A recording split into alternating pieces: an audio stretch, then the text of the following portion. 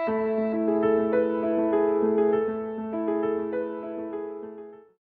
menurunkan hikmah. Dengan Al-Quran ini Allah turunkan hikmah kepada seseorang. Sehingga dalam satu ayat dikatakan yu'til hikmah man yasha wa ma yu'tal hikmah faqad utiya khairan katsira. Allah memberikan hikmah kepada seseorang siapa yang Dia kehendaki. Dan tidak semua orang Allah berikan hikmah, hanya orang-orang yang Dia kehendaki, kata Allah. Dan siapa yang Allah berikan hikmah, Allah berikan kebaikan yang banyak. Nah, jadi ikhwafillah wal akhwat, inilah kenapa kita harus menjadikan Al-Quran sesuatu yang harus kita prioritaskan pendidikan pertama untuk anak-anak kita, bahkan di usia dininya mereka. Tidak dengan ilmu yang lain, tapi Quran dulu. Maka kenapa dulu para ulama-ulama kita yang mereka sudah mengukir peradaban sejarah Islam, ternyata mereka bermulanya dari Al-Quran. Imam Syafi'i jadi mufti di usia 15 tahun karena 7 tahunnya sudah hafal Quran. Imam At-Tabari ahli tafsir ternyata di usia 7 tahun juga sudah hafal Quran. Ada Imam Ahmad, Ibnu Qudamah, Imam As-Suyuti, kemudian Ibnu Khaldun, dan sang legendaris Muhammad Al-Fatih, penakluk Konstantinopel. Ternyata di usia dini mereka sudah hafal Al-Quran dan Quran sudah mendarah daging. Makanya kenapa harus di usia dini? Karena ternyata dengan Al-Quran, dengan mukjizat yang ada dalam diri anak-anak kita ini yang membuat mereka nantinya hebat, ya. Dan ulama-ulama kita dahulu sudah mengukir sejarah peradaban itu, ya. Makanya kenapa tempat ini diberi nama Istana Peradaban, ya. Karena kita ingin dengan Al-Quran kita akan mengukir dan mengembalikan sejarah peradaban yang telah diukir oleh para ulama-ulama kita dahulu. Dan itu insya Allah di masa yang akan datang, lewat anak-anak kita yang saat ini kita ajarkan Al-Quran, mereka yang nanti akan mengukir kembali sejarah peradaban.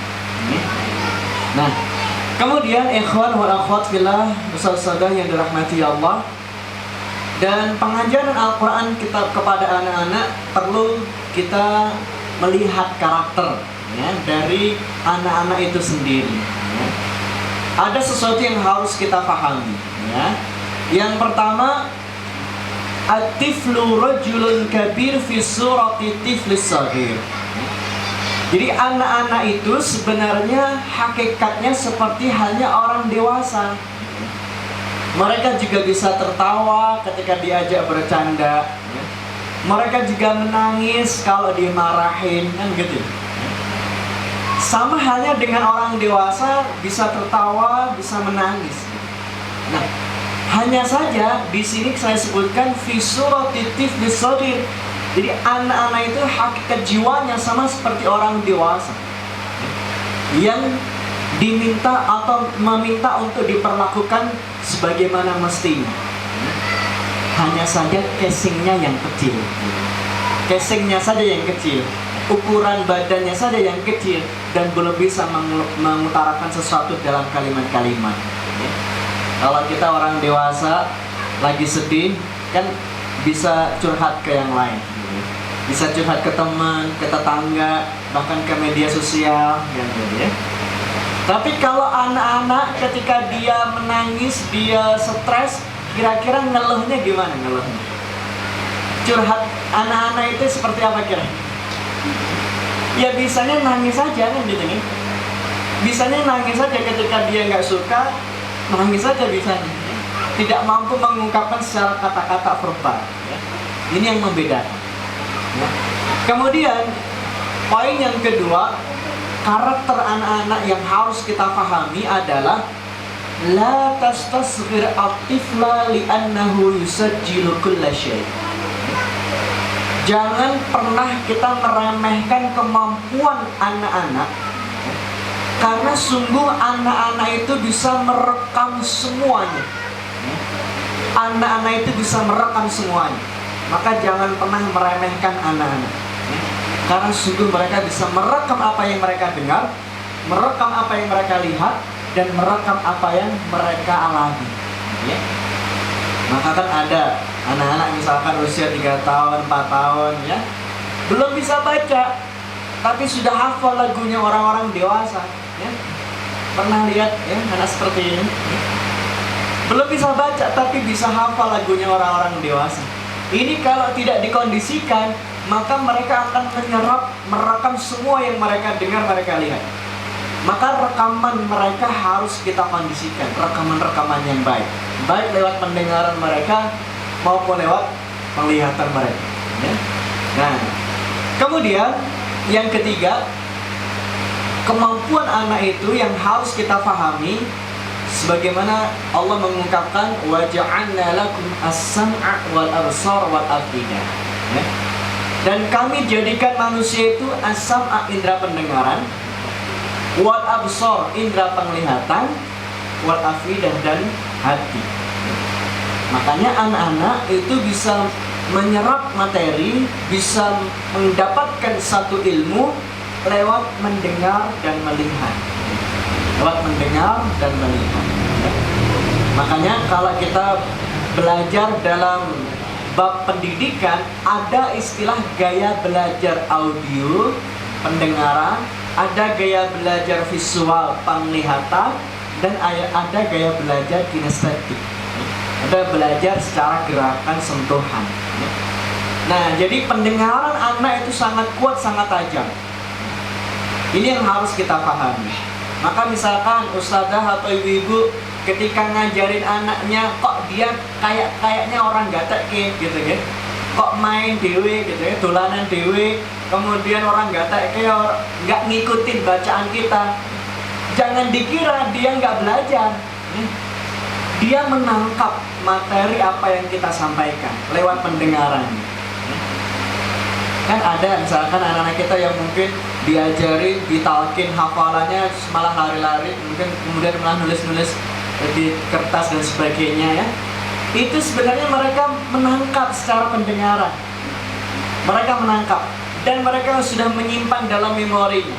Satu ketika mereka akan mengeluarkan dari lisannya. Nah, sehingga jangan dianggap bahwa mereka yang main sendiri itu nggak teke, kemudian nggak perhatian, ini anak bandel, kita mencapnya anak nakal dan sebagainya. Tidak. Sungguh mereka menangkap ilmu lewat pendengaran mereka. Nah, ini yang harus kita pahami. Sehingga inilah kata Allah, wa ja'alna lakum as-sama', indera pendengaran Allah awalkan daripada penglihatan. Kemudian yang selanjutnya, ketika kita dalam pengajaran Al-Quran, ya, dalam halaqah-halaqah Al-Quran, ya, ketika misalkan di rumah atau mungkin di sekolah atau mungkin di halaqah-halaqah Quran, ya, biasanya kita melihat halaqah Quran, ya, halaqah Quran itu kan hanya sebatas bermajelis, membuat lingkaran, duduk, kemudian anak menirukan bacaan, setoran, selesai, itu aja. Kebanyakan halaqah Quran itu begitu. Dulu kita waktu misalkan jadi santri, ternyata halaqah Quran ternyata juga masih dengan pola yang seperti ini. Kita melingkar, kemudian setoran satu-satu, selesai setor ya sudah selesai. Apakah hanya seperti itu? Ternyata tidak. Ada hal-hal yang harus kita lakukan untuk membuat halaqah-halaqah Quran kita ini sesuai dengan apa yang kita inginkan. Membuat halaqah-halaqah Quran kita baik di rumah maupun di sekolah maupun di rumah tahfidz, di rumah Quran, semuanya bisa berjalan dengan baik. Harus ada manajemen yang baik. Nah, kita memulai dari kesuksesan halaqah Quran itu ada 4. Kesuksesan halaqah Quran itu ada 4. Yang pertama, kemampuan anak itu sendiri. Kemampuan anak itu sendiri, ya. Kemudian yang kedua adalah faktor orang tua. Orang tua di rumah, bagaimana mengkondisikan anak di rumah. Yang ketiga adalah guru, bagaimana guru mengajar, skill mengajarnya seperti apa.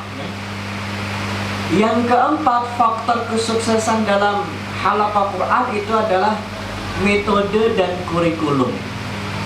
Metode dan kurikulum. Jadi 4 ini yang menjadi faktor keberhasilan pembelajaran Al-Quran untuk anak-anak kita.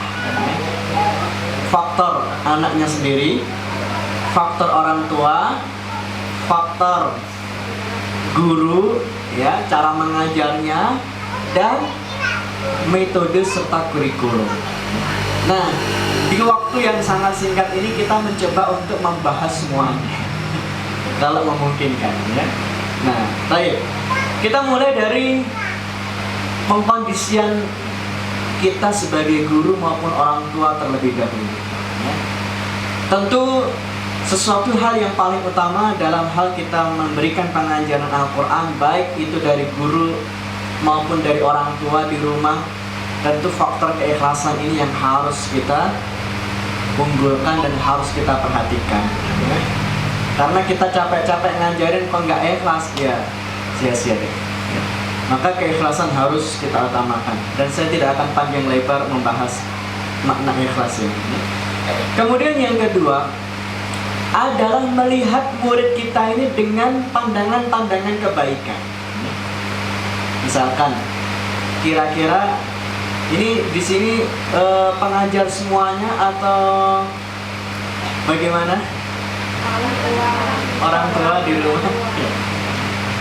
Baik, panjenengan ibu-ibu misalkan di rumah punya anak yang masih kecil gitu ya, kira-kira pernah nggak bikin kita kesel? Sering ya? Ustadzah kira-kira santri-santrinya pernah nggak bikin kita emosi gitu, darah tinggi gitu? Hah? Pernah atau kadang atau sering? Hah? Iya, pernah ya? Oke, saya punya 3 anak dan Masya Allah harus selalu sabar, selalu bikin emosi, ya. Tapi kemudian yang harus menjadikan kita guru atau orang tua yang sukses adalah melihat anak-anak kita ini dengan pandangan kebaikan. Ketika misalkan panjenengan ibu-ibu di rumah, anak bikin kesel, emosi, bikin jengkel, marah, ya. Tapi coba lihat anak ini dengan pandangan kebaikan. Ini nanti yang akan membawakan syafaat untuk kita di hari kiamat. Ustadzah ketika di halaqah Quran juga mungkin ada yang bikin rame, bikin usilin teman dan sebagainya. Coba lihat kebaikan mereka. Kalau nggak ada mereka, kita nggak dapat pahala wa'alamahu. Kan pahalanya dari ta'alam wa'alam, belajar dan mengajar. Kalau nggak ada murid-murid, kita nggak dapat pahala mengajar. Dari mana dapat pahala mengajar? Karena nggak ada murid. Maka setiap santri yang kita datang ke kita, anak yang kita miliki di rumah, kita lihat pandangan positif, ya. Selalu melihat mereka dengan pandangan positif. Ketika kita marah, jengkel, kalau kita lihat dengan pandangan kebaikan positif seperti ini, insya Allah marah itu akan bisa reda, ya. Saya juga mencoba untuk berusaha terus-menerus setiap hari. Kalaupun anak-anak kita ini terus membuat kita jengkel, bikin kacau di rumah dan sebagainya, saya selalu menghadirkan ini anak-anak ini yang nanti akan membawa syafaat untuk kita di hari kiamat. Sehingga nggak jadi mukul, nggak jadi marah, nggak jadi emosi, ya. Nah, ini yang harus kita atur untuk menjadi orang tua guru Quran yang sukses, ya. Baik. Kemudian dalam pengajaran Al-Quran, dalam halaqah-halaqah Quran, baik di rumah maupun di rumah Quran, ya, maka hadirkan sebelum kita mengajar Al-Quran ini dengan senyuman untuk anak-anak kita terlebih dahulu. Karena kalau misalkan panjenengan bu di rumah kemudian nyuruh anaknya, "Lek, jangan sisik kono." Kita galakman gitu. Itu anak yang gak akan mau dengan berat hati untuk melakukan, dia menghafal murojaah. Ustadzah juga begitu, ketika di rumah Quran, kemudian kalau raut muka wajahnya ini masih belum ada senyuman, ya susah untuk kita bisa klik dengan anak-anak kita, ya. Padahal ketika kita ingin menyampaikan Quran harus ada klik dulu, ya. Istilahnya itu harus ada hubungan antara guru, orang tua dengan anak harus ada chemistry, ya. Dan itu diawali dari memberikan senyuman, ya. Maka anak-anak hadir di halaqah, berikan senyuman. Selain senyuman, sambut dengan hangat. Ahlan wa sahlan, masya Allah, selamat datang para penghafal Al-Quran, gitu. Jadi jangan dibiarkan anak datang dik masuk kelas sendiri, sementara ustadzahnya WA-an. Ini bukan guru Quran yang sukses. Anak datang di gerbang depan sana, masya Allah, ahlan wa sahlan, selamat datang hafadzul Quran, gitu. Panjenengan masuk minimarket saja disapa, betul ya? Gimana sapaannya? Selamat datang, ada yang bisa dibantu? Nah, jadi masya Allah sapaan itu meskipun cuma singkat, masya Allah selamat datang, yuk kita masuk ke kelas. Ini memberikan pengaruh untuk anak-anak kita, ya. Nah, kemudian juga untuk menghilangkan jarak antara guru dengan murid, orang tua dengan anak, itu dengan jabat tangan. Itu akan menghilangkan jarak antara guru dengan murid, sehingga ketika menyampaikan materi akan jauh lebih mengena, ya. Kemudian yang selanjutnya dengan panggilan-panggilan yang baik, ya.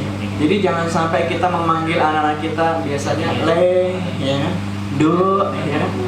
Coba kita ganti dengan panggilan yang baik, karena itu panggilan doa, ya. Masya Allah Salehah, coba kesini dulu, ya. Ayo Saleh, gitu, ya. Jadi ini yang kemudian membuat anak kita akan lebih semangat dalam mengaji Al-Quran. Dan berikutnya, awali pembelajaran itu dengan sesuatu yang menyenangkan. Awali dengan pembelajaran yang menyenangkan, yang mudah dulu. Jadi kalau saya ingin bertanya, kira-kira ini langsung ke poin ini, memulai hafalan atau mengajarkan Al-Quran dari yang mudah, ya. Kira-kira untuk mengajarkan Al-Quran bagi anak-anak kita ini lebih mudah mana kira-kira menurut panjenengan? Dari surat An-Nas atau dari surat An-Naba? Memulai dari surat An-Nas atau dari An-Naba? Kalau di juz 30. An-Nas.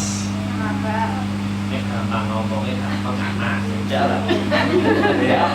Coba angkat tangan yang mulai dari An-Nas. Yang mulai dari surat An-Naba. Ya. Oke, saya memberikan beberapa pertimbangan. Nanti silakan diputuskan masing-masing, ya. Jadi kalau anak-anak usia 3 tahun, 4 tahun, kita mulai misalkan 3 tahun. 3 tahun itu anak baru bisa atau berbicara, mengeluarkan kata, itu kira-kira berapa kata? Anak usia 3 tahun kurang lebih lah, itu bisa mengeluarkan berapa kata ketika dia bicara?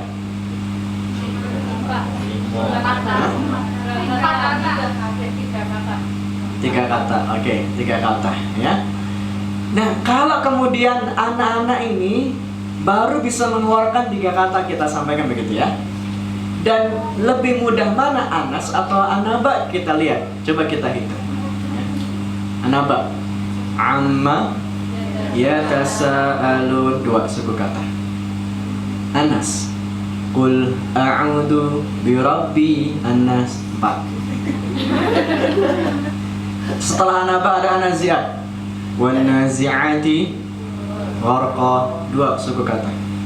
Setelah Al-Nas, Al-Falaq, qul a'udzu birabbi Al-Falaq, 4 suku kata. Setelah An-Nazi'at ada Abasa, Abasa wa tawalla, 2 suku kata. Setelah Al-Falaq, Al-Ikhlas, qul huwallahu ahad, 3. Setelah Abasa, At-Takwir, idza syamsu kuwirat, 2 suku kata. Setelah Al-Ikhlas, Al-Lahab, tabat yada abi lahabiyu wa tab, 5 suku kata, ya. Jadi kira-kira mudah dari Anas atau dari An-Naba? Dari mana? An-Naba. dari Anaba, lebih mudah. Dan itu pengalaman yang kita lakukan juga begitu. Anak-anak usia 3 tahun, bahkan kurang dari 3 tahun sudah bisa menyampaikan 2 kata, 3 kata sesuai kodrat tabiat yang Allah ciptakan untuk anak usia segini, bisa mengeluarkan 2 kata, 3 kata. Maka yang kita ajarkan juga sesuai apa yang mereka mampu. 2 kata, 3 kata dari Anaba, amma yatasaalun, anin naba'il 'adzim, dan seterusnya, ya. Jadi hafalan yang mudah itu ternyata dari Anaba, ya. Kalau orang dewasa ya memang Anas. Kalau orang dewasa sudah seperti kita ini, mudahnya ya dari Anas, karena sering dengar kan, ya. Dan juga sering dibaca, ya. Baik. Kemudian yang selanjutnya, saya tidak akan menyampaikan secara semuanya karena di sini ada 25 poin. Saya hanya poin-poin yang penting saja. Kemudian yang berikutnya, ikhwan wa akhwat fillah, membuat manajemen halaqah Quran yang sukses adalah juga memberikan semangat motivasi kepada anak lewat hadiah-hadiah yang kita berikan, ya. Jadi berikan hadiah dengan baik materi maupun non materi, ya. Tapi jangan lupa, ketika memberikan hadiah itu ada kaidahnya. Memberi hadiah itu ada kaidahnya. Jadi tidak asal, ya, tak kayak hadiah gitu. Tidak. Kaidahnya adalah sampaikan apa yang Allah dan Rasulnya janjikan terlebih dahulu. Sampaikan apa yang Allah dan Rasulnya janjikan terlebih dahulu. Baru setelah itu kita kasih hadiah. Mau kasih hadiah jajan, uang dan sebagainya, silakan, ya. Jadi poin pertama yang harus dilakukan ini adalah sampaikan apa yang Allah dan Rasulnya janjikan terlebih dahulu, ya. Apa yang Allah dan Rasulnya janjikan? Banyak. Allah kasih syafaat dengan Al-Quran, ya. Allah kasih mahkota kemuliaan, Allah kasih kebaikan di setiap hurufnya, ya. Allah kasih derajat yang tinggi di surga nanti, ya. Allah kasih keberkahan, kebahagiaan hidup, kelapangan, kemudahan rizki, dan sebagainya, ya. Jadi ini yang kita sampaikan dulu. Jadi tidak langsung nyaleh tak kayak jajan wis hafal surat An-Naba'nya. Tidak begitu. Kalau kita begitu dan tidak menyampaikan di poin pertama ini tadi, anak-anak kita akan menjadi anak-anak yang materialis, ya. Anak-anak yang suka menuntut kepada guru atau orang tua, ya. Ustazah, saya kan sudah hafal nih An-Naba, mana hadiahnya? Bu, nanti hadiahnya aku hafal sak juz iki lho, gitu kan. Jadi anak-anak akan menuntut banyak dari materi dan mereka akan menjadi orang yang materialis, ya. Kalau kita tidak menyampaikan poin yang pertama tadi, ya.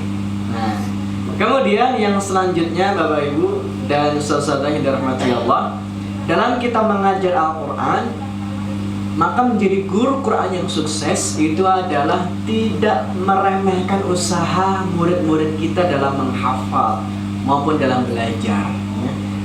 Maka jangan sampai ada ustadz, ustadzah, guru, orang tua, bapak ibu mengatakan begini, alah leleh, An-Naba iki layate pendek-pendek mosok ora iso-iso piye. Al-Kausar lho, 3 ayat dirapal-rapal wis sesasi lho iki. Kayak lho, wis hafal akeh gitu ya. Jadi tidak boleh kita mengatakan kalimat seperti ini. Jangan sampai keluar ini kata-kata ini, ya. Karena ini seakan-akan kita meremehkan usaha anak kita, padahal mereka sudah mengerahkan semua usaha dan tenaga mereka. Ya, usaha mereka yang mentoknya segitu gitu. Maka apa yang sudah mereka keluarkan itu yang harus kita berikan pujian meskipun baru 1 ayat. Nah, ada anak misalkan baru hafal 1 ayat surat An-Naba, sementara yang lain sudah 15 ayat, ya. Jadi jangan sampai kita keluar kata-kata alah lele piye ta iki mosok lagi sak ayat liyane lebih sakeh. Ya Allah gitu ya. Piye kowe iki ngopo ta sakjane iki. Jadi tidak boleh seperti itu. Meskipun 1 ayat yang dihafal, Masya Allah, Alhamdulillah Mas Ahmad, 1 ayat Masya Allah sudah dihafal, luar biasa. Satu ayat ini Mas Ahmad coba kita hitung berapa huruf itu. Amma, ya, ta, sa, banyak, Masya Allah. Lipat gandakan 10 setiap hurufnya. Luar biasa. Ini seharusnya begitu ya. Kita berikan bujuk meskipun baru satu ayat, padahal yang lain sudah banyak gitu ya. Nah ini yang harus kita lakukan. Kemudian yang selanjutnya, sebagai guru Quran yang sukses dan orang tua yang sukses dalam mendidik anaknya dengan Al-Quran adalah membuat suasana kompetisi di dalam halaqah-halaqah. Ini bisa dilakukan tidak hanya untuk halaqah anak-anak, halaqah orang dewasa pun juga begitu. Ada suasana kompetisi. Misalkan contoh ringan saja, kalau kompetisi di halaqah untuk anak-anak, misalkan contoh kecil misalkan ada 10 anak misalkan di halaqah Quran. Nah, ketika kita sudah mentalkinkan misalkan wan nazi'ati gharqa, anak-anak menirukan terus kemudian kita buat grup-grup, misalkan 2 grup. Oke, coba sekarang yang ikhwan, yang laki-laki diulangi wan nazi'ati gharqa 1, 2, 3. Masya Allah, luar biasa. Coba yang putri, yang akhwat jangan mau kalah dengan yang putra. Ini contoh kecil bagaimana membuat suasana halaqah itu ada suasana kompetisi. Jadi tidak hanya misalkan kita baca wan nazi'ati gharqa, anak menirukan, terus kemudian kita cek satu-satu wan nazi'ati gharqa, wan nazi'ati gharqa. Sudah selesai semuanya, oke lanjut ke ayat kedua. Itu nggak ada suasana kompetisi, nggak ada ruh di situ, nggak ada semangat anak-anaknya kalau pembelajarannya seperti itu terus ya. Baik. Kemudian yang berikutnya adalah menjadi guru Quran yang sukses, orang tua yang sukses dalam mengajarkan Al-Quran adalah selalu menyampaikan keutamaan-keutamaan tentang Al-Quran. Selalu menyampaikan keutamaan tentang Al-Quran. Maka bagaimana mungkin anak kita bisa mencintai Quran ketika mereka tidak tahu apa yang mereka dapat dari menghafal Al-Quran? Bagaimana mereka bisa cinta Quran sementara mereka nggak tahu keutamaan Quran itu sendiri? Maka sebagai guru, sebagai orang tua harus selalu menyampaikan setiap hari keutamaan-keutamaan Al-Quran itu. Dan keutamaan Al-Quran itu sangat banyak, sangat banyak. Nah ini nanti silahkan dicari. Nah kemudian yang selanjutnya, supaya anak-anak kita ini juga semangat dalam belajar Quran, dalam menghafal Al-Quran ya, maka sampaikan juga keutamaan surat yang sedang mereka hafal. Misalkan kan ada banyak nih surat-surat yang memiliki keutamaan-keutamaan ya.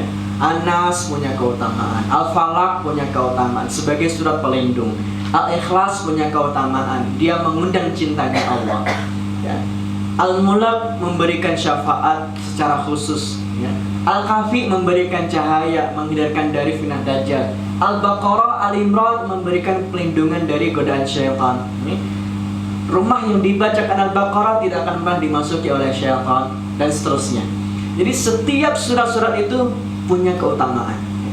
Maka saat anak kita misalkan contoh menghafal surah Al-Baqarah, kita sampaikan apa sih keutamaan surah Al-Baqarah itu.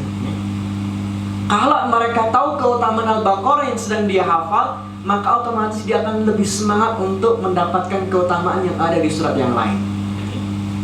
Nah, sehingga mereka ingin tahu, ingin cepat hafal surat-surat yang lain karena ingin dapat keutamaan yang banyak.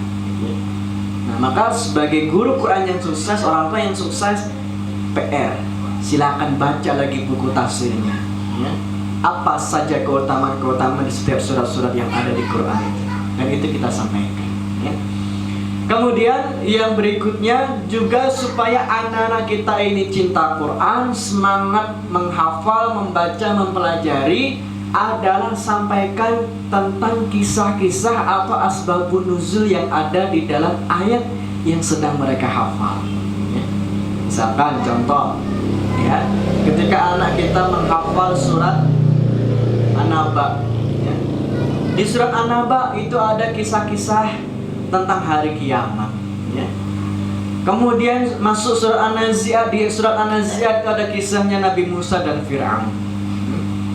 Kemudian masuk Abasa, di situ ada kisahnya Abdullah bin Maktum ya. Kemudian masuk surah At-Takwir, di situ ada tentang peristiwa hari kiamat ya. Nah, itu sampaikan, ya. Karena semakin tahu apa yang sedang mereka hafalkan, maka mereka akan lebih semangat untuk mendapatkan kisah-kisah yang lain yang ada di surat-surat yang lain yang mereka belum hafal, ya. Jadi sampaikan. Jadi jangan sampai kisah yang kita sampaikan itu selalu adalah Raja Abraha bersama pasukan gajah. Kan begitu biasanya para pendongeng, kemudian mungkin Ustadz Sada kalau ngajar ceritanya itu aja gitu kan.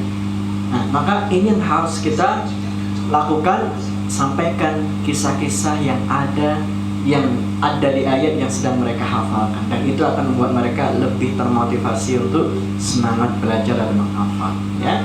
Baik. Kemudian yang selanjutnya, berikan pujian dan motivasi, ya. Meskipun baru satu ayat yang dihafal tadi yang saya sampaikan, ya. Nah, kemudian yang selanjutnya adalah penerapan metode belajar yang cocok bagi anak-anak kita, ya. Kita langsung ke materi kedua, adalah tentang metode dan kurikulum, ya. Ini tadi masih mukadimah. Bagaimana menjadi guru Quran yang sukses, orang tua yang sukses dalam mengajarkan Al-Quran, ya. Baik, kita sekarang masuk ke coba pembelajaran metode yang seperti apa yang bisa atau mudah untuk anak-anak pelajari dalam proses menghafal, ya. Yang perlu kita ketahui, ada konsep dasar dalam belajar Al-Quran itu, ya. Dalam surah Al-A'la ayat yang ke-6 disebutkan, Sanukri'uka fala tansa. Dan kami bacakan Al-Quran ini kepadamu wahai Muhammad dan engkau tidak lupa. Jadi di situ ada kalimat kami bacakan. Jadi anak nggak baca sendiri, tidak menghafal sendiri, tapi ada yang membacakan. Dan juga dalam surah Al-Qiyamah ayat yang ke-18 disebutkan, فَإِذَا قَرَأْنَاهُ فَاتَّبِعْ قُرْآنَهُ. Dan apabila kami selesai membacakan Quran, maka ikutilah bacaannya. Bahkan Rasulullah ketika itu sudah di usia 40 tahun ketika wahyu pertama turun. Itu pun Rasulullah masih dibacakan. Malaikat Jibril membacakan, Rasulullah mendengar dan mengikuti. Rasulullah menyampaikan Quran kepada sahabat pun juga membacakan. Jadi ini yang harus kita terapkan. Metode cara kita menyampaikan Quran adalah dengan kesimpulan bahasa mudahnya, guru baca, murid mengikuti. Orang tua baca, anak mengikuti, ya. Nah, ini yang kemudian menjadi konsep dasar dalam pengajaran Al-Quran, ya. Nah, maka misalkan satu contoh, ya. Saya akan berikan satu contoh, satu metode dalam pengajaran Al-Quran, dan ini bisa diterapkan dari usia bayi sampai usia dewasa, dari balita bawah 5 tahun sampai balita bawah 50 tahun, ya. Dan juga bisa ternyata dihafal oleh ibu-ibu yang jelita jelang 50 tahun, dan juga bisa dihafalkan oleh ibu-ibu yang masuk dalam komunitas Mahmud Abbas, mamah mudah anak beranak satu.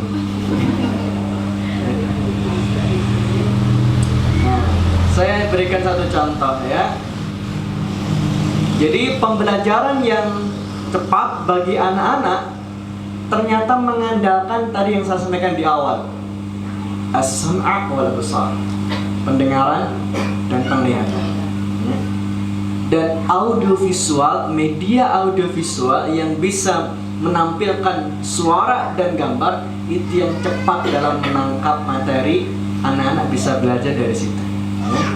Oke, coba saya akan mencontohkan satu metode yang bisa kita lakukan untuk pengajaran Al-Quran kepada anak-anak kita, ya.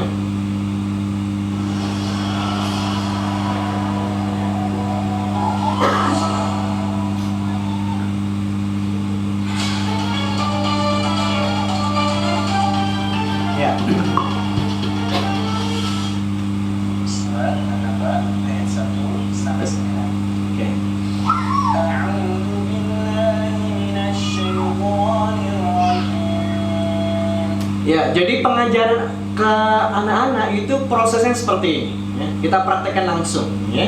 Kita praktekkan langsung. Saya baca yang ada di video ini, dan silakan mengikuti setelah bacaan saya. Kita mulai dari basmalah. Ya, sebentar. Kita tunggu sebentar. Ya. Kita coba praktek surat An-Naba. Sama-sama silakan.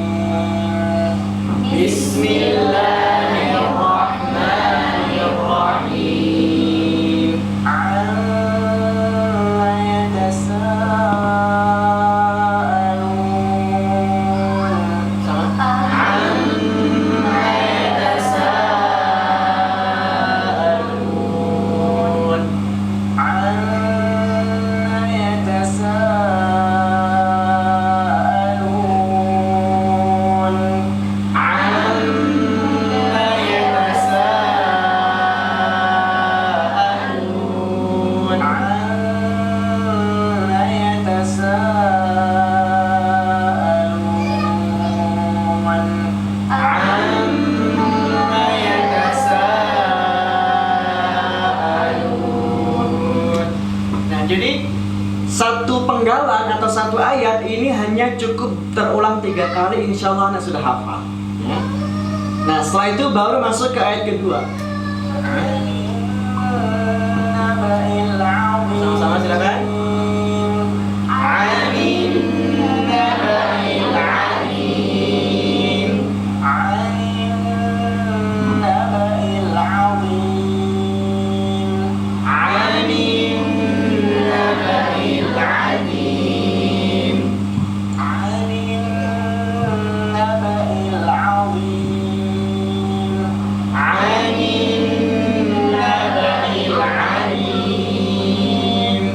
Ayat kedua pun juga terulang 3 kali. Sebelum masuk ayat ketiga, kita gabung ayat 1.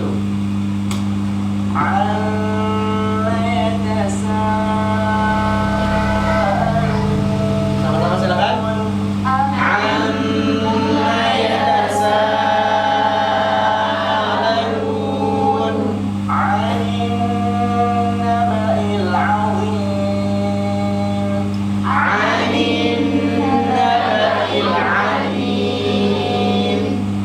Baru masuk ayat ketiga. Jadi ayat 1 terulang 3 kali. Ayat 2 terulang 3 kali. Digabung ayat 1 2. Baru masuk ayat ketiga. Ya, coba kita masuk ke ayat ketiga. Alladzi hum fihi. Alladzi hum fihi. Alladzi hum fihi. Alladzi hum fihi. Alladzi hum fihi mukhtalifun.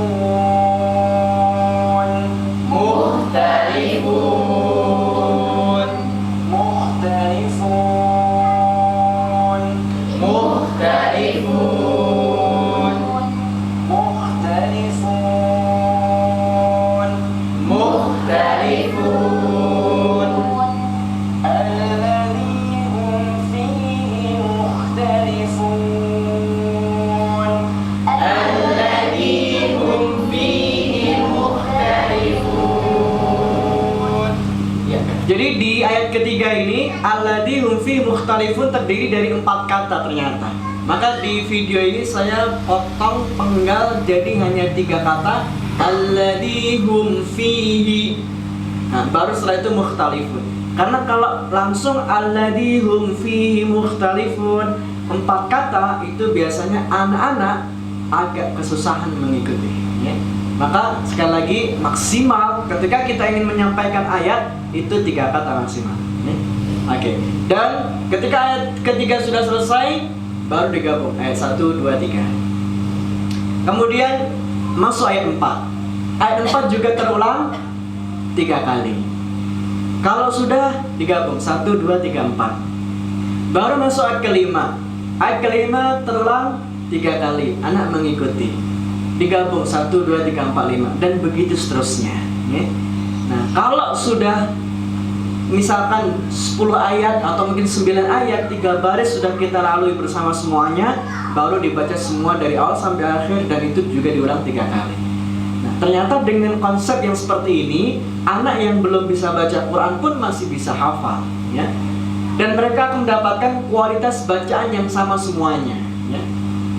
Dan kalau ini diterapkan di rumah, ibu-ibu di rumah, ibu-ibu yang belum hafal pun bisa mengajarkan dan ikut hafalan sekalian bersama anaknya, ya. Dengan mencontoh langsung dari video ini, ya. Nah, jadi ini juga bisa dilakukan di rumah, dan di rumah Quran juga semuanya bisa diterapkan, dan nanti akan anak-anak mendapatkan kualitas bacaan hafalan yang sama semuanya. Karena bisa jadi kalau mentalkinkan, membacakannya secara manual, ya, langsung dari mulut guru, bisa jadi satu lembaga itu gurunya beda-beda kualitasnya, sehingga pasti anak akan mendapatkan kualitas yang juga tentu berbeda, ya. Nah, atau mungkin bisa jadi orang tua belum hafal, maka ternyata dengan bantuan video ini, metode Zahrawain ini, orang tua juga ikut hafal sekalian ketika mendampingi anaknya, ya. Dan itu yang terjadi di santri-santri kami, orang tuanya yang sebelumnya hanya hafal surat-surat pendek, ketika mendampingi di rumah, nyetel videonya, anak didampingi, terus kemudian orang tua juga ngikutin bareng-bareng, ternyata orang tua juga ikut hafalan. Nah, ini yang kemudian menjadi satu keunggulan metode Zahrawain ini, karena mengoptimalkan indera pendengaran dan penglihatan. Jadi sekali lagi tadi yang saya sampaikan di awal, kemampuan anak itu sangat hebat, lebih-lebih di pendengaran dan penglihatan. Oke, baik. Dan ini juga sudah kami kemas atau kita kemas dalam satu bentuk flash disk, ya. Jadi video seperti ini, ya. Ini sudah kita buat satu flash disk, ya, juz 30, juz 29, juz 1, ya. Juz selanjutnya masih dalam proses rekaman, ya. Jadi ini bisa digunakan di rumah dengan orang tua langsung, dengan ustadzah di rumah Quran, semuanya bisa menggunakan dengan bantuan media audiovisual, ya. Jadi minimal pakai TV atau pakai laptop seperti ini, atau mungkin pakai HP, ya. Bisa semuanya, ya. Nah, baik. Dan alhamdulillah metode ini juga sudah diterapkan di 25 lembaga pendidikan yang lain, ya, baik dari usia PAUD, TK, SD, SMP, ya. Nah, baik. Ini satu contoh, ya, metode yang bisa kita ajarkan untuk menyampaikan talqin hafalan Al-Quran. Jadi teknisnya tadi adalah satu ayat terulang 3 kali, masuk ayat berikutnya, terus digabung 1, 2, kemudian masuk ayat ketiga, terulang juga 3 kali, digabung 1, 2, 3, dan begitu seterusnya, ya. Jadi sekali lagi, anak tidak membaca sendiri, tidak menghafal sendiri, tapi ada yang membacakan, ya. Karena ayatnya fa'idza qara'nahu fattabi' qur'ana, dan kami bacakan Al-Quran kepada Muhammad, dan ikutilah bacaannya. Dan dalam surah Al-A'la tadi juga begitu, sanuqri'uka fala tansa, ya. Baik. Nah, kemudian yang selanjutnya, Ustaz-ustazah, Bapak Ibu hadirin yang dirahmati Allah, ya. Ketika anak-anak kita belajar seperti ini, ya kan, terkadang anak itu kan bosan, ya. Terkadang anak itu kan bosan, jenuh, ya. Lalu bagaimana cara kita untuk mengembalikan semangat mereka dalam menghafal, dalam murojaah hafalan, ya. Nah, ada cara-caranya, ada teknisnya, ya, untuk mengembalikan semangat mereka ketika anak kita sudah jenuh, sudah bosan, ya. Baik, dan bisa kita praktekkan juga sekaligus, ya. Jadi dalam proses pengajaran, untuk membuat halakoh kita ini terminis dengan baik, sehingga tidak membiarkan ketika anak bosan, ya sudah selesai. Ternyata tidak demikian, sehingga harus ada cara-cara untuk kita mengembalikan semangat mereka dalam menghafal, ya. Baik, saya akan berikan beberapa contoh, ya, beberapa contoh, ya, dengan ada di sini saya sudah menuliskan satu buku, ya. Bukunya berjudul 99 Game Quran, Cara Kreatif Membuat Anak Betah Mengaji Al-Quran. Di sini saya tuangkan ada 99 game, ya. Permainan yang sangat banyak, sangat kreatif, inovatif, dan ini bisa kita terapkan untuk anak-anak kita supaya mereka nggak bosan dalam belajar, ya. Dan alhamdulillah Ustaz Syihabuddin pun juga memberikan komentar dengan buku saya ini, ya, luar biasa dan sangat bermanfaat, layak untuk dijadikan pedoman bagi guru tahfidz, bahkan guru TK, SD sampai SMA. Metodologinya unik, menyenangkan, menjadikan anak belajar Al-Quran tidak mengalami kebosanan walaupun waktunya lama, ya. Nah, kemudian yang selanjutnya sebelum kita masuk, coba. Jadi dalam diri manusia ini, Bapak Ibu hadirin, ya. Jadi dalam diri manusia ini kita ada otak kanan dan otak kiri namanya. Nah, menghafal, belajar, membaca, itu menghitung, itu adalah cara kerja otak kiri sebenarnya. Nah, tapi bagaimana dalam mengajarkan Quran ini supaya anak bisa lebih semangat, kemudian juga tidak cepat bosan dan jenuh ketika dalam proses belajarnya. Harus diseimbangkan ternyata dengan otak kanan. Harus seimbang dalam proses pembelajaran antara otak kiri dengan otak kanan. Karena sifat otak kanan itu adalah yang visual, imajinasi, kreasi, bentuk, irama, warna, itu semuanya cara kerja otak kanan. Makanya kalau anak kita belajar, itu jangan hanya dikasih bolpen satu warna hitam, ya. Kasih 4 warna, ya, supaya ada warna, dan itu cara menyeimbangkan otak kiri dan otak kanan, ya. Nah, coba kita ingin ngecek ini, ya. Kira-kira kita lebih banyak mengasah otak kiri atau seimbang nih otak kanannya? Nah, coba hadirin silakan dibaca tulisan ini, silakan. Apa bacanya? Merah. Bersama-sama semuanya ya. 1, 2, 3. Merah, kuning, coklat, biru, hijau, putih, hitam, merah, biru, coklat, kuning, ungu, hijau, merah, hitam. Ya, tidak ada yang ketinggalan. Ya. Baik, sekarang baca warnanya. Tulisannya merah, tapi warnanya biru. Baca biru.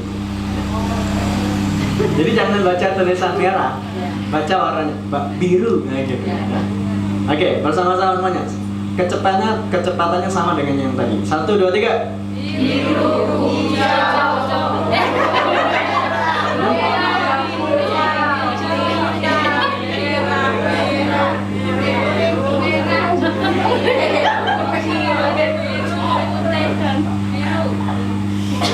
Gimana?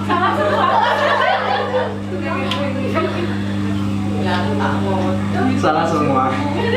Ya, ternyata masih banyak di antara kita yang masih mengasah otak kirinya daripada otak kanannya. Padahal sudah ngasih otak ini semuanya untuk kita. Harus kita seimbangkan, jangan sampai berat sebelah, ya. Nah, jadi nanti kalau kiri terus, kanan nggak pernah dipakai, stres gila. Ya. Baik. Jadi pembelajaran harus menyenangkan. Pembelajaran harus menyenangkan sehingga ungkapannya adalah learning is more effective when it's fun, ya. Belajar itu belajar akan lebih efektif ketika dalam kondisi menyenangkan, ya. Baik. Kita coba untuk memulai mengajarkan mengenal nama surat, ya. Jadi supaya kita mengajarkan Al-Quran ini tidak hanya sekedar hafal ayat, tapi juga hafal nama-nama surat yang ada di Quran 114 jumlahnya, ya. Nah, kira-kira stimulasi permainannya seperti apa supaya anak ini terstimulasi, supaya dia juga mau membaca dan mau menghafal nama-nama surat yang ada di Quran, ya? Coba kita lihat. Yang pertama, ya, ada permainan ABC surat, ya. Permainan ini dulu pernah kita mainkan ketika waktu kecil, ya. Bagi yang 80-an, 90-an, atau ada yang 70-an. Nah, permainan ini biasanya kita menjulurkan jari, ya, bukan menjulurkan lidah, ya. Menjulurkan jari kemudian kita hitung. Biasanya kan misalkan A, B, C, D, E, F, G, H, I, J, K, misalkan biasanya kita menyebut misalkan nama kota yang diawali dari huruf K, gitu kan. Kediri atau mungkin dan sebagainya gitu.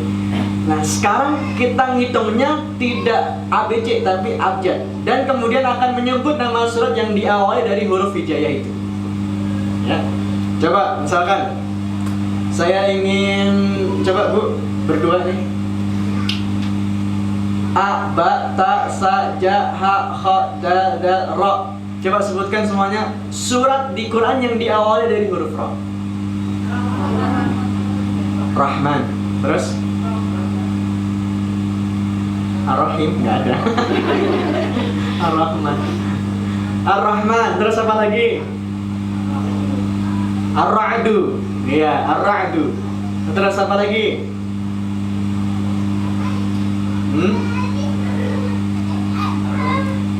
Ar-Rum. Rum. Ya. Nah, apa lagi? Hah? Apa?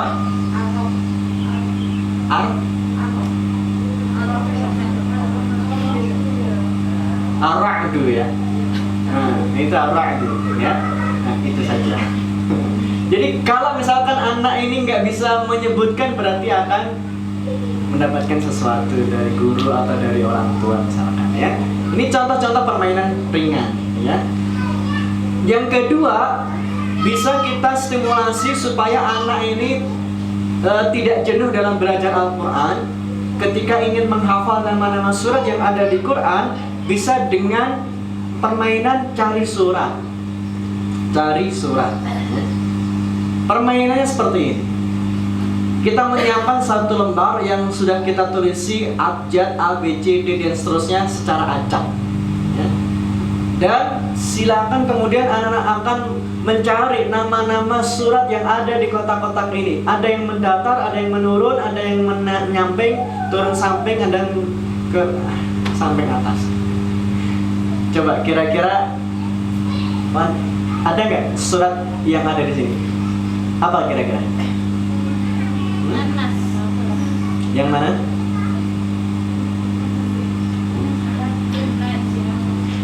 Contoh, ya. Misalkan Al-Baqarah, Al-Mutaffifin, ya.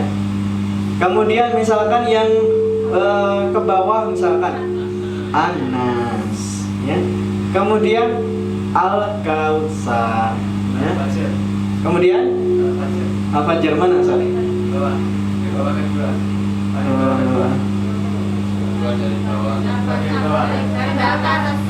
Iya, pokoknya gitu. Ini contoh stimulasi, ya. Stimulasi permainan-permainan yang bisa kita sajikan untuk anak-anak supaya mereka nggak hanya hafal nama-nama surat. Biasanya yang hafal nama surat yang ada di 30 tak yang sedang mereka hafal, sementara nama surat yang lain nggak hafal. Nah, ini untuk memberikan stimulasi, merangsang mereka supaya mau baca Quran. Oh, ternyata di Quran itu ada nama surat-surat yang lain. Dengan cara seperti ini, ya. Nah, kemudian misalkan berikutnya, ini tadi kalau permainan menghafal nama surat. Sekarang menghafal ayat baru. Ada game-game permainan untuk menghafal ayat baru. Ketika anak sudah bosan, sudah jenuh untuk menghafal, ya. Kira-kira permainan apa yang bisa kita sajikan untuk anak-anak supaya anak-anak masih semangat menghafal, ya? Baik, coba kita contohkan. Di sini ada mencari jejak kuda, ya, mencari jejak kuda. Permainan yang ini bisa kita siapkan adalah potongan-potongan kertas, ya, yang sudah terisi ayat-ayat Al-Quran, ya. Nah, di sini ini saya contohkan adalah surat Al-Takwir. Di sini saya contohkan surat At-Takwir, ya. Tidak tolong Mas. Oke. Ya. Nah, jadi permainannya kalau anak kita ini sudah nggak semangat menghafal, sudah bosan, jenuh menghafal ya. Di sini ada namanya permainan mencari jejak kuda. Jadi bukan mencari jejak kuda beneran, tapi di sini adalah sebenarnya untuk mencari hadiah yang sudah kita siapkan. Jadi hadiahnya itu kita tempel di ujung tali yang terakhir sini. Jadi di sini kita siapkan hadiah. Hadiah apa saja boleh silakan ya. Nah, berarti untuk mencari hadiah tentu harus melewati tantangan berupa potongan-potongan kertas ini yang harus mereka hafalkan terlebih dahulu. Betul ya? Misalkan di sini at-takwir, ya. Kalau anak sudah bisa baca berarti baca sendiri boleh. Kalau belum bisa baca, kita bacakan, mereka menirukan. Contoh, idza syamsu kuwirat, bersama-sama. Idza syamsu kuwirat. Idza syamsu kuwirat. Idza syamsu kuwirat. Idza syamsu kuwirat. Idza syamsu kuwirat. Nah, kalau anak sudah hafal, nah berarti lanjut ke potongan berikutnya. Wa idan nujumun kadarat. Wa idan nujumun kadarat. Dan seterusnya. Kalau sudah hafal, lanjut ayat 3, lanjut ayat 4 sampai terakhir yang sudah kita siapkan ya. Dan mereka akan berhak mendapat hadiah yang sudah kita siapkan di ujung tali ini ya. Oke, terima kasih Ustaz. Nah, ini contoh untuk menjadikan anak supaya masih tetap semangat menghafal ya kan. Nah, nanti bisa dipraktekkan ya. Kemudian yang tidak kalah penting lagi dalam proses pembelajaran Al-Quran itu adalah mengulang hafalan atau murajaah ya. Dalam satu ungkapan disampaikan al-murajaah ahammu minaz ziyadah. Murajaah, mengulang hafalan itu lebih penting dari hanya sekedar menghafal ayat yang baru. Maka permainan murajaah harus bervariasi. Sangat banyak referensi-referensi yang bisa kita lakukan. Di antaranya misalkan di sini saya sampaikan ada bowling Quran, ya, ada bowling Quran. Nah, contoh ini misalkan kita cari botol kemasan seperti ini, ya kan? Nah, di sini kemudian kita tuliskan nama-nama surat, ya kan? Misalkan kita siapkan 8 atau mungkin 10 botol dan ditulisi nama-nama surat, An-Naba, An-Nazi'at, Abasa, An-Nas, Al-Falaq dan sebagainya. Kemudian tinggal kita tata ya kan, seperti hanya permainan bowling ya. Kemudian mereka akan menggelindingkan bola dan botol yang mana yang jatuh, maka berarti dia akan murojaah surat tersebut. Misalkan botol yang jatuh adalah surat Abasa, berarti dia akan murojaah surat Abasa. Cukup guru membaca, dia melanjutkan saja sudah cukup ya, supaya waktunya tidak tersita banyak ya. Kita baca satu ayat, mereka melanjutkan mungkin beberapa ayat ya. Nah, itu bowling Quran ya. Mudah, simple, dan alatnya pun juga bisa kita dapatkan lewat botol-botol kemasan ya. Baik. Kemudian juga berikutnya ada telepon ayat ya kan. Selain mengajarkan untuk komunikasi, ilmu komunikasi, dulu kita juga seringkali permainan telepon ini biasanya kan hanya halo halo halo gitu saja ya. Tapi ini kita gunakan untuk murojaah. Berarti kan gantian, sambung ayat bergantian. Amma yatasaalun, yang seberang mendengar. Terus gantian. Anin naba'il azim, terus bergantian dan seterusnya begitu. Nah, ini bisa kita lakukan juga. Selain murajaah, ternyata juga bisa mengenalkan ilmu tentang komunikasi dunia perteleponan di zaman dahulu. Ya. Nah, kemudian yang selanjutnya juga, misalkan di sini kita sebut ada panah surat, ya, ada panah surat. Biasanya kalau anak-anak kita ini main panah-panahan ya hanya asal panah saja, oh selesai gitu. Nah, sekarang bisa kita buat variasi. Sasaran panahnya yang ini bisa kita tulisi nama-nama surat ya. Misalkan juz 30. Di sini kita tulis si Anab, Anazi, Anabas, At-Takwir, semuanya. Juz 30 kita tulis. Nah, ketika anak-anak bermain panah-panahan ini, kemudian ketika anak panahnya mengenai misalkan surat At-Takwir misalkan, berarti anak akan merojah surat At-Takwir. Kita baca satu ayat misalkan walaili idza as'as, lanjutkan, ganti anak yang lain memana kena surat misalkan Al-Falaq dan seterusnya ya. Nah ini panah surat. Nah, contoh sangat mudah dan ini sangat menyenangkan bagi anak untuk mengulang memurojaah hafalan ya. Baik, kemudian berikutnya di sini ada misalkan tangga Al-Quran. Di sini ada saya siapkan misalkan satu permainan tangga Al-Quran. Ya. Nah, tangga Al-Quran ini, ya, tangga Al-Quran ini bisa kita lakukan dengan cara kita langsung praktek saja. Langsung praktek saja, ya. Siapa yang mau maju ke depan? Dua orang, siapa yang mau maju ke depan? Dari Ustadz atau Ustadzah juga boleh. Yang bisa, yang menang nanti saya kasih hadiah. Ya. Yang menang di permainan ini, tangga Al-Quran ini, saya kasih hadiah buku. Ya. Buku ini, buku game Quran ini. Ya. Saya kasih hadiah. Yang sudah hafal juz 30, silakan maju ke depan, dua orang. Ya. Maju aja. Ustadzah silakan Ustadzah. Ya. Ustadzah ya. Ya.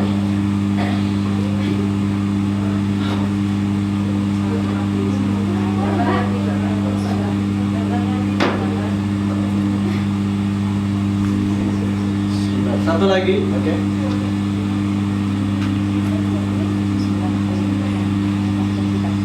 Ya, berdiri. Karena ya nggak apa-apa deh. Karena tempatnya terbatas, jadi sebagai contoh kita di sini menyiapkan 3 tangga. 3 tangga. Ini bayangkan saja di sini ada kotak-kotak 3 ya. Ada kotak-kotak 3 di situ ya. Kemudian di depan, di ujung sini sudah kita siapkan hadiah ya. Sudah kita siapkan hadiah. Nah, maka siapa yang paling cepat untuk sampai ke paling ujung ini dengan melewati tangga-tangga tadi, tentu dengan ada tantangan, dan tantangannya adalah murojaah ya kan? Tantangannya adalah murojaah ya. Oke ya, kita coba mulai dari tantangan yang pertama untuk menuju tangga yang pertama ya, juz 30 ya. Yang bisa angkat tangannya dan melanjutkan ayat, 2 ayat saja setelahnya ya. Bismillahirrahmanirrahim. Fa innama hiya zajratun wahidah. Faida bisa hiwa dan kata hadis Musa. Oke, cukup. Maju 1 tangga ya. Dikit banget. Iya. Oke. Agak maju dikit biar kelihatan. Ya, kemudian yang berikutnya untuk menuju tangga berikutnya. Kiramin bararah.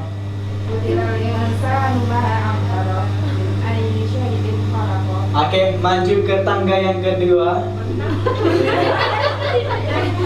Kayaknya dadak ke temen yang belakang dulu. Kemudian berikutnya ya. Innal abrara lafi na'im. Belakang.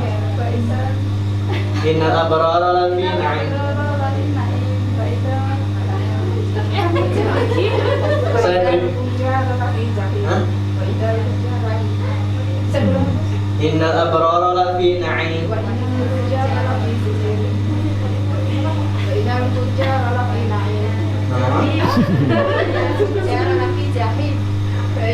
Ganti soal. Ikut anu ya. Innal abrara fi na'im wa innal fujara lafi jahim, bukan na'im. Ya. Baik, kemudian innahu dhanna an lan yahur. Innahu dhanna an lan yahur. Innahu dhanna an lan yahur. Yang lain diam.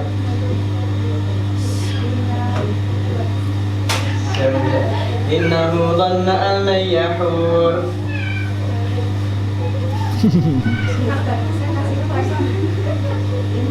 Innahu dhanna an lan yahur.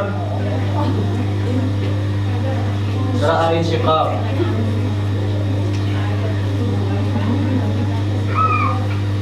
Ya. Pas. Bala inna rabbahu kana bihi basira. Ya, oke. Nah, ganti Sa. Idhum 'alaiha qu'ud.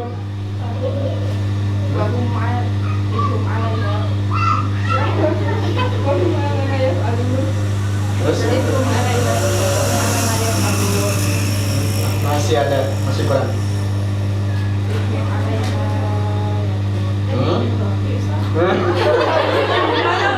Idhum 'alaiha qu'ud. Terus kok langsung ke anabra?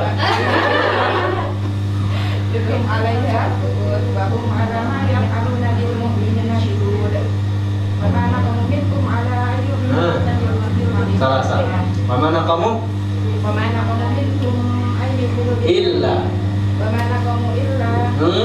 Bagaimana kamu minkum illa ayyu'minun? Illa ayyu'minun. Azizil Hamid. Oke, cukup. Baik. Maju ke tangga ketiga dan berhak mendapatkan hadiah. Oke, duduk dulu. Hadiahnya nanti. Masih di mobil hadiahnya. Nanti saya ambil dulu ya. Baik. Jadi ini permainan tangga Quran. Ini bisa 2 orang, bisa 1 orang, bisa 3 orang, 4 orang, mau berapa saja bisa. Ya. Atau mau dibuat kelompok-kelompok, 1 kelompok 3 orang, 1 kelompok 4 orang, silakan. Ya. Bebas. Ya. Jadi permainan ini cukup efektif untuk murojaah. Ya. Baik. Kemudian di sini juga ada permainan puzzle ayat. Ya. Ini waktunya saya sampai 5:30. Saya akhiri sampai ini saja, nanti setelah itu bisa tanya jawab ya. Jadi di sini berikutnya misalkan puzzle ayat ya. Yang kita siapkan juga adalah potongan-potongan kertas yang bertuliskan ayat Al-Quran yang harus mereka susun dengan baik dan sempurna dan benar ya. Misalkan contoh di sini ada surat Asy-Syams ya. Jadi di sini kita buat potongan-potongan kertas ya. Dan kemudian mereka akan menyusunnya. Mereka akan menyusun potongan kertas ini menjadi satu surat yang utuh, yang sempurna dan benar tentunya. Dan lebih seru lagi kalau dikasih waktu. Misalkan 10 hitungan harus sudah selesai. Bisa 2 anak atau bisa berkelompok ya. Ini ternyata luar biasa untuk menguatkan hafalan. Ini otomatis langsung tek gitu. Langsung tertata. Makanya ini bisa kita buat untuk murajaah. Dan juga ada di sini cocok awal surat. Ya. Seringkali anak menghafal ayat, tapi ketika ditanya ini ada di surat apa, terkadang nggak tahu. Ya. Nah maka lewat permainan-permainan ini supaya anak juga selain murajaah, selain hafal, tapi juga tahu ini di surat apa. Ya. Maka di sini ada cocok awal surat. Misalkan wasyamsi wa duhaha di surat Asy-Syams, tinggal dijodohkan saja. Misalkan di papan terus, tinggal berarti dicoret pakai spidol. Idza sa'al syaqat. Idza syamsu kuwirat. Takwir. Ini kalau di awal surat biasanya mudah. Kalau di akhir surat biasanya agak mikir sedikit. Jadi ini permainannya adalah cocok akhir surat. Ya. Kalla la tuti'hu wasjud waqtarib. Wa may ya'mal mithqala zalzala. Wa amma bi ni'mati rabbika ad-duha. Nah, ini lebih mikir sedikit. Lebih mikir lagi kalau cocok tengah surat. Kiraman katibin. Di surat apa? Kiraman katibin. Di surat Al-Infitar. Ya. Kiramin barara. Abasa. Kitabun markum. Pilihannya tinggal itu ya. Dan ini bisa tidak hanya 3 seperti ini. Afdolnya bisa dibuat misalkan 10, ya kan? 10 ayat dan sampingnya berarti 10 nama surat. Mereka mencocokkan. Ini selain murojaah supaya mereka juga tahu ini ada di surat apa. Gitu ya. Nah, jadi ini saudara Bapak Ibu hadirin. Dan terakhir ini juga bisa kita lakukan untuk permainan untuk menyampaikan isi surat atau makna ayat yang ada di dalam Al-Quran yang sedang mereka hafalkan. Misalkan dengan permainan tebak gerak ayat, ya. Tebak gerak ayat, ya. Kira-kira kalau posisi saya seperti itu, ya, seperti orang tidur ini begini, kira-kira ini lebih tepat dan sesuainya untuk ayat apa di juz 30. Di juz 30 kira-kira ini ayat apa? Posisi tidur begini, ini kira-kira di juz 30 ayat apa?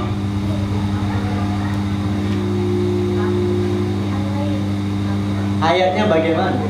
Bukan surat ya, saya tidak nanya surat. Ayatnya apa?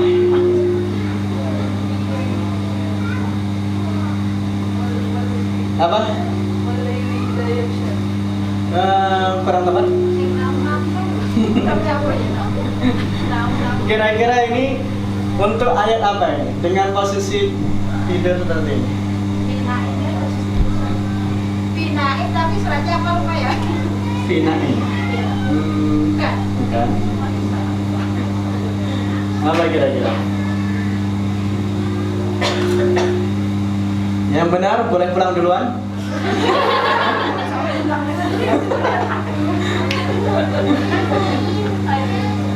Iya, apa kira-kira? Di juz 30 kayaknya kurang spesifik. Di surat An-Naba. Ini surat An-Naba.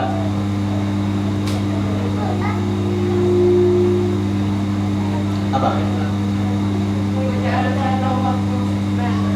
Iya, betul. Wa ja'alna naumakum subata.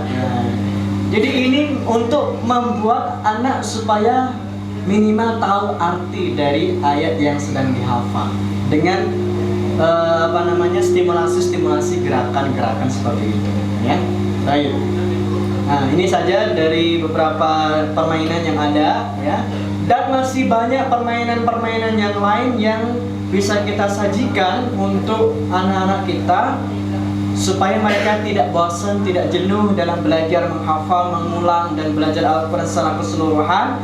Maka lebih lengkapnya bisa dibaca di buku saya 99 Game Quran, cara kreatif bikin anak betah mengaji Al-Quran, ya.